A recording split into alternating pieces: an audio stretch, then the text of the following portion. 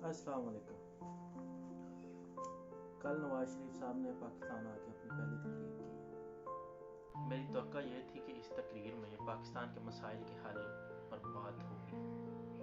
पाकिस्तान के मसाइल के हल का जायज़ा लिया जाएगा और जो रोड मैप उनके पास है वो आवाम के सामने पेश किया जाएगा, क्योंकि वो एक एक्सपीरियंस 3 बार वज़ीर आज़म रह चुके इंसान हैं।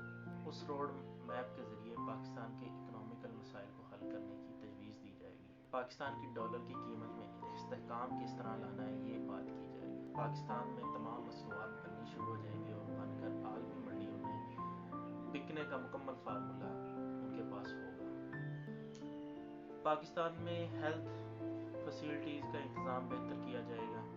पाकिस्तान के अंदर तालीमी निज़ाम को ठीक किया जाएगा। पाकिस्तान के अंदर जो तकरीबन 2.5 करोड़ बच्चे हैं जो स्कूल नहीं जा रहे, वो उस मसले को हल किया जाएगा।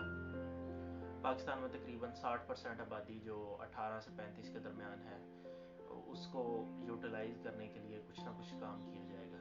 और जो मंसूबे इनके पास हैं जो पाकिस्तान को इस दलदल से निकालने में काम आ सकेंगे, उनके बारे में बात की जाएगी, या कम अज़ कम उनके बारे में तज़किरा इशारतन ही ज़रूरी था। लेकिन उसके बरक्स उनकी जो तकरीर है उसके अंदर ज़ाती बातों के अलावा कोई बात नहीं की गई और अपनी मरहूमियों का भरपूर दिखावा किया गया। और एक और बात जिस पर बार बार जोर दिया गया है कि मैं किसी से बदला लेने नहीं आया। लेकिन नवाज शरीफ के बारे में बहुत अजीबोगरीब किस्म की बातें मशहूर हैं बदला लेने के हवाले से। साथ ही साथ उन्होंने बार बार ये भी जिक्र किया है कि मुझे हर बार निकाल देते थे।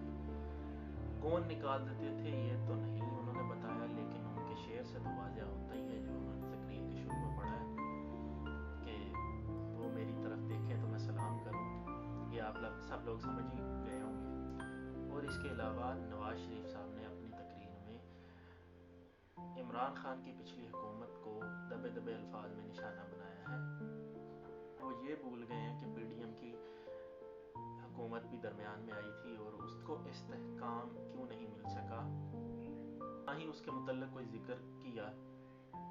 पक्का तो ये थी पाकिस्तान के इस्तेहकाम ना होने की वजह से जो परेशानी आम आवाम को खाए जा रही है, उसके हल के लिए कुछ ना कुछ फार्मूला या कोई ऐसा तरकीब लेके आएंगे जो आवाम के सामने पेश करेंगे और आवाम अपने मैंडेट में इसके रख के इन्हें वोट देगी।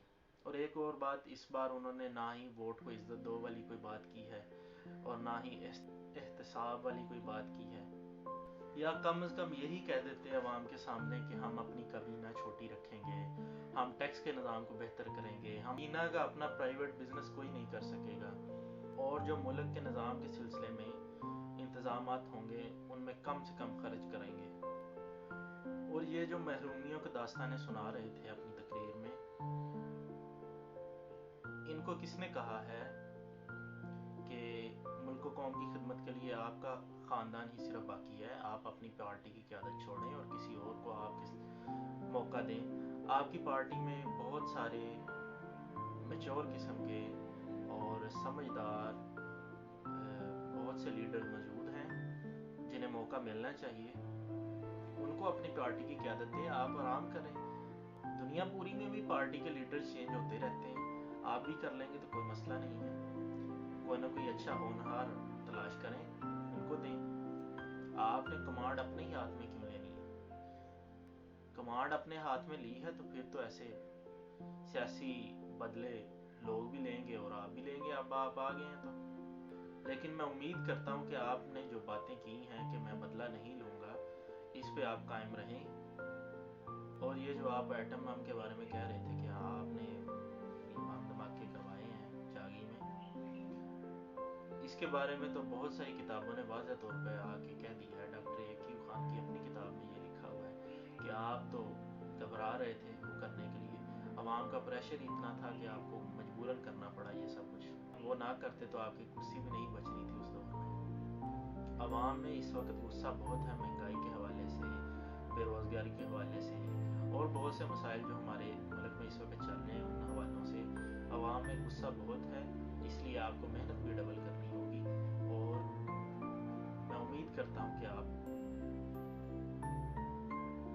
پاکستان کے لیے بہتر ثابت ہو سکے۔